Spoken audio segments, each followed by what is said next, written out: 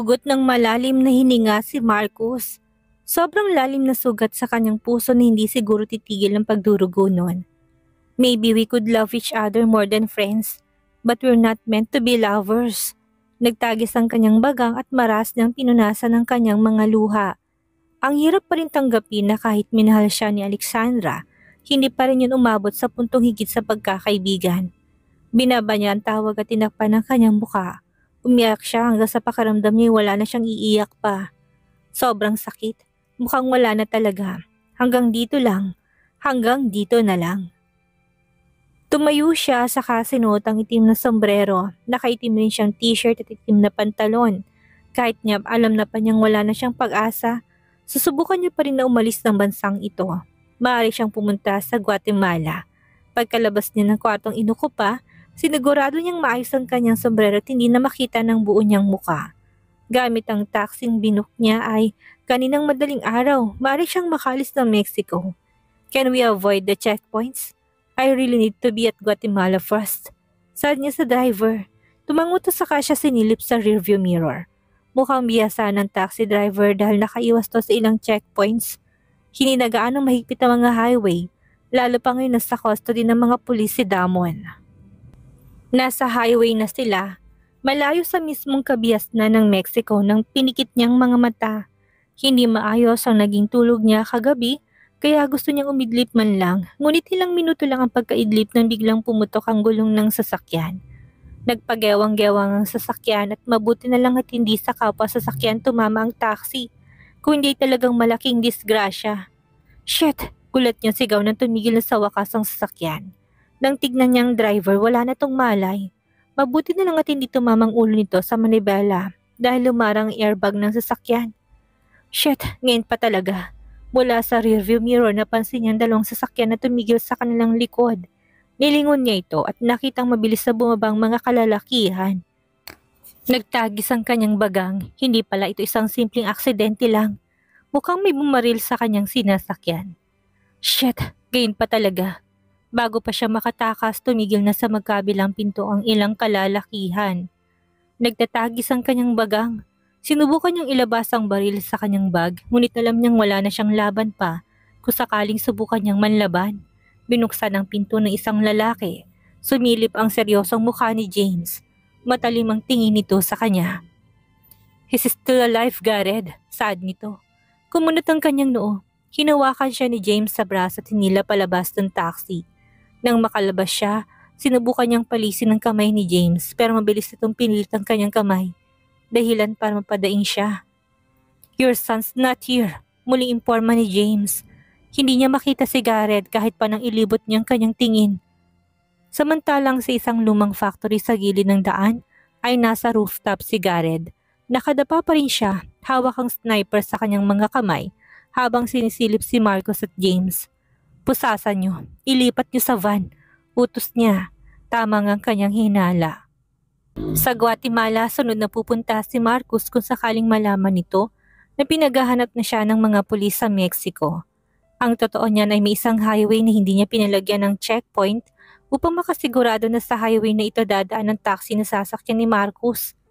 Sigurado siyang mag-aarkila ng isang pribadong sasakyan si Marcus dahil hindi siya maaring sumabay sa bus. Delikado kung makikita siya ng publiko. Inayos niyang kanyang mga gamit at bumaba ng factory. Naghihintay sa kanyang isang lalaki sa sasakyan. Binuhay nito kaagad ang makina nang makita siya. Sumakay siya at pinatakbo naman ito ang sasakyan. Diretso sila sa highway kung saan naghihintay ang van inarkila ni James. Sa gilid ng highway ay mapapansin ang mga nakahilerang sasakyan. Ngunit tila walang gustong sumita. Bumaba siya sa sasakyan at kagad na sumugod sa van. Binuksan ni James ang pinto. Bumungad si Marcus na ngayon nakaposas. Habang pilit hinahawakan ng mga tauhan dahil nanlalaban, nagdilim ang kanyang panin at nagtagis ang kanyang bagang. Kumuyom ang kanyang kamao at isang malakas na suntok ang dumapo sa mukha ni Marcus na nagsanhi sa pagdurugo ng ilong nito. Ah! Sigaw nito dahil sa sakit. Mapait nang ngumiti si Gareth sa kanyang sarili. Kiniling niyang bahagya ang ulo at gusto pa sanang sapaking muli si Marcus ngunit napigilan na siya ni James. Tama na, Gareth. Awat nito. Gumalaw ang kanyang panga dahil sa matinding galit. He could see red. Gusto niyang sakalin na lang si Marcos hanggang sa maubusan to ng hininga. Ngunit hindi niya pala yun pwedeng gawin. Itinukod niya ang kanyang isang kamay sa gilid ng pinto ng van. "Where is Damon? Where is my son?" Mariin niyang tanong. Dumudugo ang ilong ni Marcos at pumapatak yun sa suot nitong pantalon. Tinignan siya ng lalaki at saka natawa. "Bakit mo sa akin hinahanap? Anak mo naman pala." Naningkit ang kanyang mga mata. Muli ay kumuyom ang kanyang kamay at kagad na sinuntok ang lalaki. Tumama sa bibig ni Marcos ang kanyang kamao. "Tangina mo, Virado! Malakas ka lang dahil nakaposas ako." Galit na sigaw ni Marcos. Ngayon ay pumutok ng labi ng lalaki. "Huwag kang mag-alala, pagbibigyan kita. Kapag nakuha ko si Damon, pakakawalan kita. Kahit saan mo gusto nang makita mong patas din ako." "Gareth, tama na." Hinila ni James ang kanyang braso. "Tama na yan, kapag mapikon ka, lalo kay Hidalgo at baka mahirapan tayong ilipat ang bangkay niyan sa Pilipinas." Ipinikit saglit ni Gareth ang kanyang mga mata. Nanginginig pa rin ang kanyang kalamnan dahil sa matinding galit. Hindi siya nakatulog sa eroplano. Inaral niya ang buong Mexico at inalam ang mga posibilidad kung paano tatakas si Marcos. Akala niya makikita na niya si Damon kung sakaling maabutan niyang lalaki. "My son, James! My son is not here!" Frustrated niyang sabi. Kaya siya mismong umakyat sa lumang factory dahil gusto niya siyang gagamit ng sniper nang masiguradong kaligtasan ni Damon. Hindi niya kayang ipagkatiwala sa ibang kamay ang pagbaril sa sinasakyan ng kanyang anak. Tapos ngayon, malalaman niyang hindi pala kasama ng gagong ito ang kanyang anak. "Calm down, Gareth. We can still find Damon. Lalo pa ngayon na nahuli na natin si Hidalgo. Damon is in the police station." Imporma ni James pagkatapos ang tawag galing sa isang tauhan. Nasa likod sila ng sasakyan kasunod ng van na sinasakyan ni Marcos. Halos hindi niya nilubayan ang tingin ng sasakyan nito, ngunit dahil sa sinabi ni James ay kagad na napukaw ang kanyang atensyon. Nilingon niya ang kaibigan, nabuhayan siya ng loob. "Saan?" Binanggit agad ni James ang lokasyon ng police station. Agad niyang inutusan ang driver na magtungo doon. "It only means one thing. Damon is safe." Kanina pa nagmamatigas si Hidalgo. Ayaw sabihin sa kanila kung saan ito dinala si Damon. Mabuti na lamang at may nagbalita sa kanila na isa sa kanilang mga tauhan kung nasaan ito. Inimporma ni James ang driver ng van na dumiretso sa istasyon ng mga pulis kung saan nakita si Damon. Dahil doon sila magtutungo. Ilang minutong lumipas ay tumigil din sa wakas ang sasakyan. Dali-daling bumaba si Gareth. Sumunod si James at ang ilang tauhan. Patakbo siyang umakyat sa ilang baitang, saka dumiretso sa istasyon. Sinalubong agad sila ng dalawang pulis. "Where is the kid?" Tanong niya sa naka-uniforming pulis. Tumabi sa kanya si James, naglabas to ng ID. "We are about to claim the child. His name is Damon Hidalgo." Saka pinakita ni James ang kanyang ID. "I'm Jameson Blake. This is Gareth Virado, the real father of Damon Hidalgo. We're Filipino citizens and we're the kid's family." Tumango ang pulis. May sinabi ito ngunit sa native na lengguwahe kaya hindi rin nila naunawaan. Kahit na maguluhan pa ay sumunod na lamang sila nang pumasok ng istasyon ng mga pulis. Nauna siyang maglakad habang nakasunod si James sa kanyang likod. Sinalubong sila ng isang high-ranked na opisyal. "The child is under our custody since last night. He said that his dad left him last night outside our station." Imporma nito, "But we have already seen the news. He was rather kidnapped by that man." "Where is the kid?" Tanong ni James. Hindi na rin mapakali sa kanyang tabi. Giniya sila ng ospital sa isang opisina. Binuksan nito ang pinto at agad na tumambad sa paningin ni Gareth si Damon na nakaupo sa gilid habang nilalarong isang Rubik's Cube. Dahan-dahan na nag-angat ang tingin sa kanila si Damon. May kung anong nabasag sa puso ni Gareth na makitang kanyang anak. Nakaitim itong hoodie, blue jeans at puting sapatos. May pasa si Damon sa gilid ng kanyang labi at may galos sa noo. Humakbang siya, halos hindi niya namalayan na dinadala na siya ng kanyang mga paa. Tinitigan lamang siya ni Damon. Kuryosong mga mata ngunit ayaw siyang salubungin. "Damon," mahina niyang tawag sa anak. Dahan-dahan na tumayo si Damon at tumatras. Tila natatakot sa kanya kaya mas binilisan niyang kanyang hakbang at lumuhod ng matapat sa kanyang anak. Bumakas sa kanyang mukhang matinding pag-alala at pangungulila sa batang lalaki. "Damon," muli at tawag niya, puno ng pag-alalang tono ng boses. Kuminam ang mga mata ni Damon. Hindi dahil sa saya, kundi dahil sa nagbabadyang luha. Hindi na niya hinintay na may sabihin pa si Damon. Niyakap niya na ito. Naramdaman niya ang pagkislot ni Damon sa kanyang yakap pagkaraan ay nanigas. Parang babasaging baso si Damon sa kanyang bisig. Takot na takot siyang mabasag ito sa mahigpit niyang yakap, kaya kinontrol niya ang sarili. Ngunit narinig niya ang marahang hikbi ni Damon na sinundan ng mas malakas na iyak pagkaraan ng ilang segundo. Mas niyakap niya lalo si Damon, hindi niya inasahang susuklian nito ang kanyang yakap. Ipinulupot ni Damon ang mga kamay nito sa kanyang leeg at mas lalong umiyak sa kanyang balikat. Ipinikit ni Garrett ang kanyang mga mata kahit walang sabihin si Damon, ramdam niyang takot at sakit na pinagdaanan nito. Buwisit na Hidalgo yan. Shh! He hushed him. Hinago niyang likod ni Damon at pilit na pinatahan ng batang lalaki. Naginit ang kanyang mga mata at agad siyang pumikit. Hush now, Damon. Everything is fine. I'm here. You're safe now. Marahan niyang bulong. Mas sumigpit ang yakap sa kanya ni Damon. Tila takot at takot na pakawalan siya. Binuhat niya si Damon at tumarap kaagad sila sa opisyal at kay James. Nakita niyang nag-uusap ng masinsinan ng dalawa. Pagkaraan ay bumaling sa kanya si James. Tumango ito saka naglakad paalis kasamang opisyal. Yakap niya pa rin si Damon nang maupo siya. Hindi pa rin ito tumitigil sa pag-iyak kaya naman hinagod niya lang ang likod nito. Ilang minutong lumipas, unti-unting lumayo si Damon. Bugtong mga mata, pulang-pulang pisngi at ilong dahil sa pag-iyak. Where is mommy? Hindi ito makapagsalita ng maayos dahil sa mga hikbi. Tinitigan niya ng mabuting mukha ng kanyang anak. Ang pasa, ang galos at ilang sugat ay patunay sa pagmaltrato ni Marcus. Parang nagdilim ang kanyang paningin, ngunit pinilit niyang sarili na magmukhang kalmado upang hindi matakot si Damon. She's in Sicily with Athena. She misses you so much, Damon. Marahan niyang saad. Nasasaktan ng gusto dahil sa nakita ngayon sa kanyang anak. Muli pumatak ang mga luha ng batang lalaki.